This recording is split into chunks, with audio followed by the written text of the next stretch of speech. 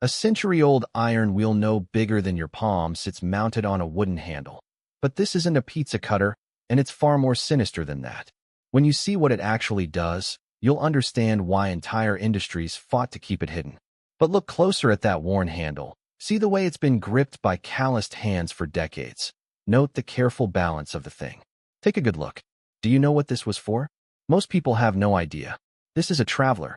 And in the year 1900, before hydraulic presses and computerized measurements, this simple little wheel kept every wagon, every carriage, every farm cart in America rolling down the road. The wheelwright who owned this tool was the man who stood between you and a broken axle on a muddy trail 20 miles from town. Here's what made the traveler brilliant. A wheelwright needed to fit an iron tire around a wooden wagon wheel, and that iron band had to be absolutely perfect. Too loose, and it would slip off the first time you hit a rut. Too tight, and it would crack the wooden felloes as it cooled. So the wheelwright would roll this little measuring wheel along the outer rim of the wooden wheel, counting each complete revolution. The traveler's circumference was exactly 1 foot, or sometimes precisely marked in smaller increments. Roll it around the wheel, count your turns, and you knew exactly how long to forge the iron tire. The blacksmith would heat that iron band cherry red, hammer it into a perfect circle to match your measurement, then shrink it onto the wooden wheel in a dramatic cloud of steam and smoke.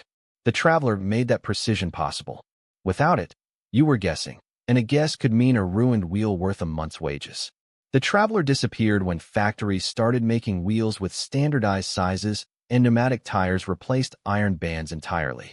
By 1930, the village wheelwright was already becoming a memory. Today you'll find travelers rusting in barn rafters, and most folks think they're antique pizza cutters. But the wheelwright's shop held other mysteries too. Ever seen a spoke pointer? It's a strange cylindrical device. Looks almost like a medieval torture instrument, made of cast iron with a circular opening in the center and a series of sharp blades arranged in a cone shape inside. You'd slide a roughly hewn wooden spoke into the wide end and twist, and those blades would shave the wood into a perfect taper, exactly sized to fit into the wheel hub. The wheelwright would stand there in his leather apron, surrounded by curls of fresh oak and hickory, pointing dozens of spokes for a single wheel. Each one had to be identical because a wagon wheel wasn't just transportation. It was precision engineering in wood and iron.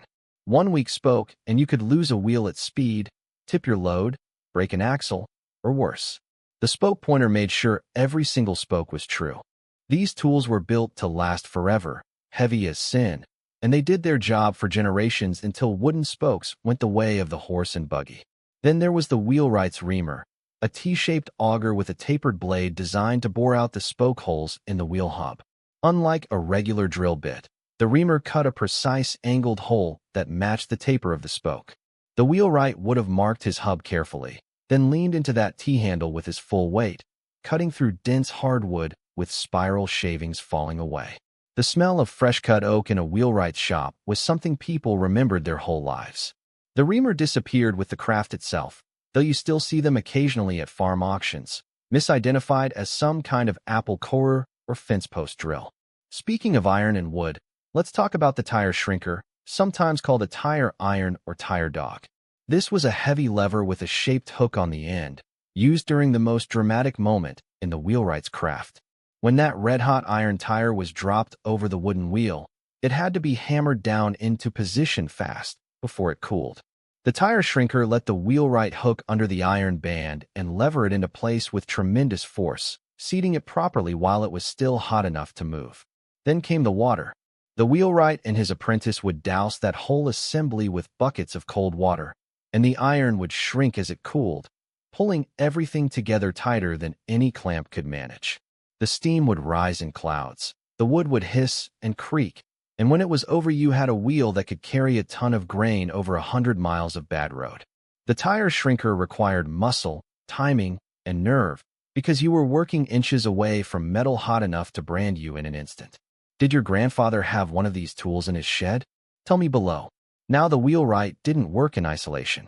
His shop was often next to the blacksmith, and they shared some tools. The blacksmith's pritchel was one of these crossover tools, a long-handled punch used to make the holes in horseshoes and sometimes in the iron wool tires themselves. It's a simple thing, just a steel rod with a comfortable wooden handle, but in skilled hands it could punch a clean hole through cherry red iron with a single hammer blow.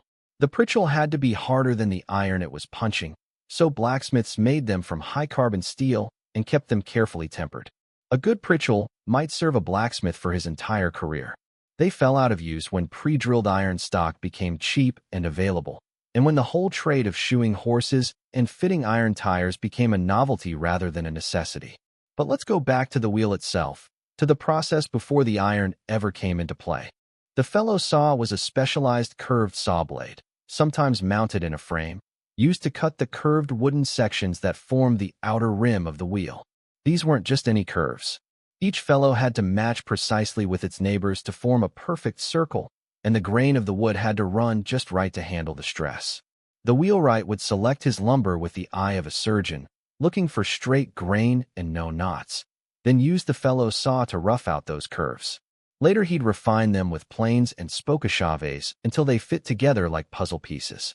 The fellow saw was built with a thin, flexible blade that could follow a curved line without binding. In unskilled hands it would wander and ruin expensive lumber. In a master's hands it sang through oak like it was pine. These saws became obsolete when bandsaw mills could cut curves faster and cheaper, but there was something lost in that efficiency. The wheelwright knew every piece of his wheel intimately. The bandsaw operator just knew his feed rate. And what about the boxing engine? Now here's a tool most people have never heard of. It was a specialized drill or reamer used to bore out and line the center hole of a wheel hub where the axle would sit. Often that hole would be fitted with a metal boxing, a hard bronze or iron sleeve that took the wear instead of the wooden hub. The boxing engine let the wheelwright cut that hole perfectly round and perfectly aligned with the wheel's center. Get it wrong, and your wheel would wobble, wearing unevenly and failing early. The boxing engine was often a hand-cranked affair with adjustable bits, and using it required a careful eye and steady hands. When wheels became mass-produced in factories with machine tolerances, the boxing engine went the way of all hand tools. Precision became a matter of jigs and powered machinery instead of skilled touch. The hub boring machine was a related tool, a larger apparatus sometimes mounted on a bench, used to bore the spoke holes into the wheel hub at exactly the right angles. This wasn't something you could do by eye. The spokes had to radiate out at precise angles, or the wheel would be weak. Some hub boring machines were simple affairs, just a hand-cranked drill with an angled guide. Others were elaborate contraptions with multiple adjustment points and cast iron frames. A wheelwright might spend a whole day boring out a single hub, checking and rechecking his angles, because a mistake here meant starting over with a fresh chunk of expensive hardwood. These machines were built to last lifetimes, often passed from father to son, and they're sturdy enough that you'll still find them today, usually misidentified as some kind of drill press or metalworking tool. The beautiful thing about all these wheelwright tools is how they work together as a system. The traveler measured, the spoke pointer shaped, the reamer fitted, the fellow saw curved, the tire shrinker forced, and together they produced something that could carry a family west across the plains or bring a harvest to market over rutted roads that would destroy any modern vehicle. The wheelwright wasn't just fixing things. He was making possible the entire movement of goods and people in an era when movement meant survival. By 1940, the wheelwright's trade was already nostalgia. Rubber tires and factory-made wheels had won. The men who knew how to read wood grain and judge the heat of iron by its color were retiring without apprentices. Their tools, these clever devices of iron and hardwood, ended up in barn corners and estate sales. Today we see a traveler and think it's a curiosity, but it was once as essential as a wrench is to a mechanic today. It represented knowledge, skill, and the careful attention that kept America moving in the age before everything was mass-produced and stamped from a die. If you guessed it before the reveal, you know your history. Subscribe, a forgotten tool rediscovered every day.